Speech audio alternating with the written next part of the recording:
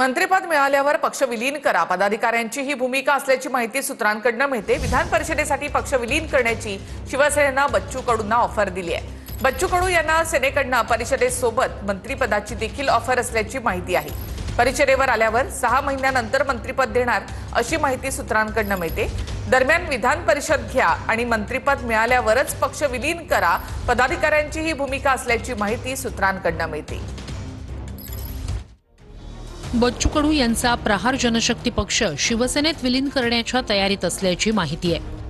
विधान परिषदेसाठी शिंदेंच्या शिवसेनेनं बच्चू कडू यांना पक्ष विलीनीकरणाची ऑफर दिली होती।